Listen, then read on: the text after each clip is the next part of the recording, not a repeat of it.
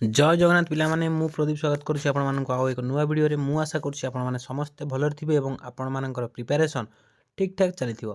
देखंतु मु आज आपनक सहित डिस्कस करबी 25 टी जनरल नॉलेज ऊपर किछि प्रश्न जहा आपण मानकर आगामी जो फॉरेस्टर एवं फॉरेस्ट गार्ड एग्जाम रहिछि ता पई बहुत ही हेल्पफुल रहिबो। देखंतु आ देरी न करी वीडियो टी को आरंभ करिवा। प्रथम प्रश्न हैला स्वाधीनता परे सरदार वल्लभ भाई पटेल कैबिनेट मिशन रो केउ विभाग को ग्रहण करितिले। सठिक उत्तर होउछि information and broadcasting option D हे जिवार सठिक उत्तर। ठीक अछि।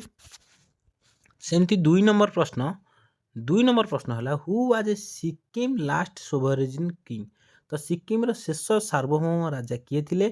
सठिक उत्तर हे जिवो ऑप्शन डी पाल्डेन नामगयाल। ठीक अछि। पाल्डेन नामगयाल थिले शेष राजा। तापरे 3 नंबर प्रश्न सेमती थिला The reorganization of states on linguistic basis was done in तो जो भाषागत आधार रे जो राज्य गुड़िक केउ मसिरे करा जायतिला।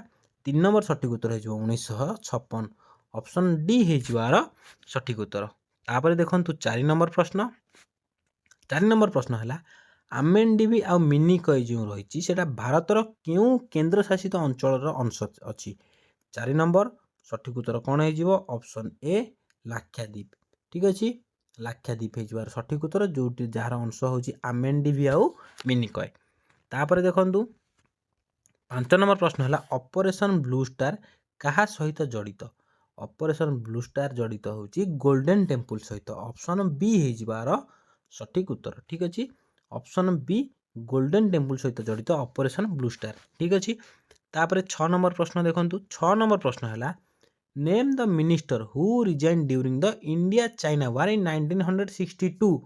तो 1962 मसीह जो भारत रो चीन रो युद्ध होइतिला केउ मंत्री इस्तीफा देइथिले। 6 नंबर सठिक उत्तर कोन होइजिबो ना वीके कृष्णा मेनन। वीके कृष्णा मेनन कोन होइतिला ना मंत्री पदरु इस्तीफा देइथिले 1962 मसीहा भारत चीन युद्ध समय। ठीक अछि। तापर देखंतु 7 नंबर प्रश्न Which of the following state was a protectorate of India in the past? अतीतरे केउ राज्य भारतर एक संरक्षित राज्य थिला। 7 नंबर सठिक उत्तर कोन हेजिबो option D Sikkim. Option D Sikkim. ठीक अछि। सिक्किम हेजिवार सठिक उत्तर। तापर देखंतु 8 नंबर प्रश्न। 8 नंबर प्रश्न हला Which one of the following was the state was formed in year 1987। तो 1987 मसीह केउ राज्यटी गठन करा जायतिला। 8 नंबर सठिक उत्तर कोन हेजिबो मिजोराम। ठीक अछि। मिजोराम गठन करा जायतिला 1987 मसीह रे। तापर देखंतु 9 नंबर प्रश्न। 9 नंबर प्रश्न सेमति अछि who was the Congress president when India became free. तो भारत स्वाधीन हेबा समय रे कांग्रेस रो सभापति किए थिले। 9 नंबर सठिक उत्तर कोन हेजिबो जेबी कृपालिनी। ठीक अछि। जेबी कृपालिनी ऑप्शन बी होछि यार सठिक उत्तर। तापर देखंतु 10 नंबर प्रश्न। 10 नंबर प्रश्न हला in which of the following year was Rajendra Prasad elected as president of India. तो केउ वर्ष राजेंद्र प्रसाद भारतर राष्ट्रपति भाବରେ निर्वाचित होइतिले। 10 नंबर सठिक उत्तर कोन हेजिबो ऑप्शन सी हेजिबो सठिक उत्तर 1950। तापर देखंतु दी राजकर रेजिस्टेड विथ तो राजकर मानकर प्रतिरोध करथिले केउ माने।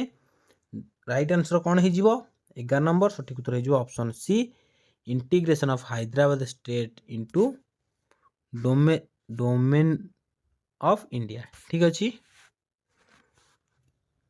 सठिक उत्तर हेजिबो integration of Hyderabad state into dominion of India. Option C हेजिवार सठिक उत्तर। ठीक अछि। ऑप्शन सी।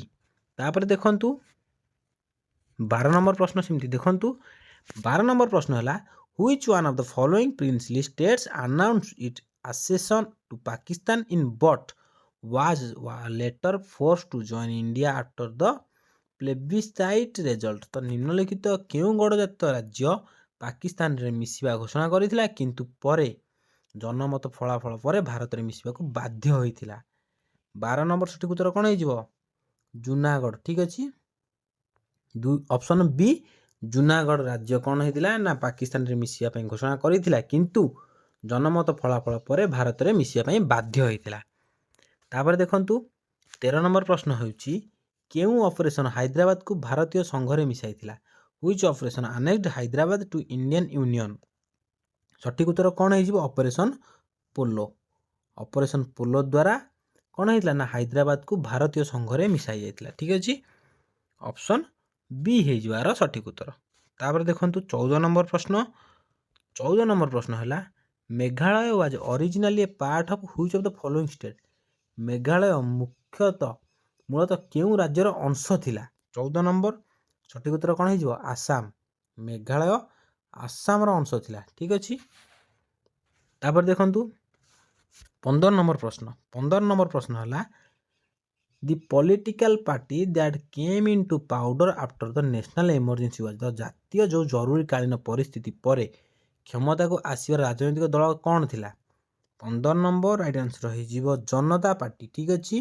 जनता पार्टी तापरे 16 नंबर प्रश्न है when did the state of Uttar Pradesh first came into existence तो उत्तर प्रदेश राज्य प्रथमे केबे अस्तित्व पाइतिला 16 नंबर सठिक उत्तर कौन हो ना 1 एप्रिल 1937 1 एप्रिल 1937 रे उत्तर प्रदेश प्रथमे राज्य अस्तित्व पाइतिला तापरे 17 नंबर सेमती प्रश्न the Cuban missile crisis and the building of Berlin wall जो क्यूबान क्षेपणास्त्र संकट एवं बर्लिन जो प्राचीर निर्माण थिला कौन थिला सीटा 17 नंबर सठिक उत्तर कौन होउची cries during the cold war ठीक अछि कोल्ड वार समय सीटा हेइतिला ठीक अछि तापर देखंतु 18 नंबर प्रश्न Bangladesh was a part of Pakistan from Bangladesh Pakistan रो अंश थिला केबेरु केबे जांगे थिला सठिक उत्तर कौन 1947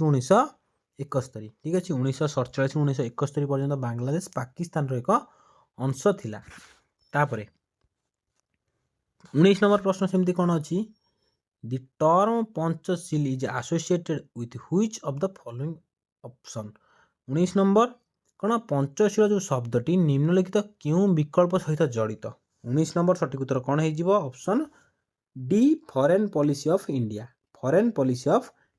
ऑप्शन डी है जवार सठिक उत्तर तापर देखंतु सेमती 20 नंबर प्रश्न है who became the prime minister of India of the Rajasthan union during the second stage of unification तर जो राजस्थान यूनियन रही द्वितीय पर्यायर किए प्रधानमंत्री होइतिले 20 नंबर सठिक उत्तर कौन हो option B Gokullal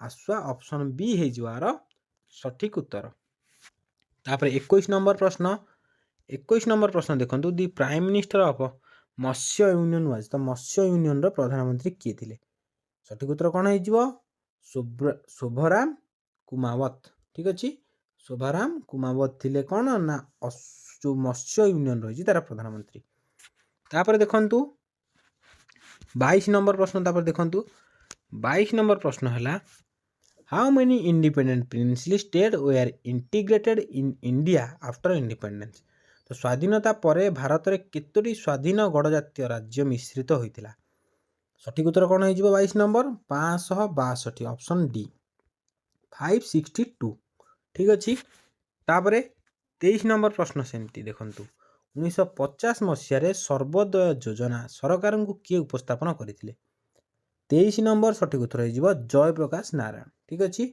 option C Jayaprakash Narayan 1950 मसीह सर्वोदय योजना सरकार पाखे उपस्थापन करथिले तापर देखंतु 24 नंबर प्रश्न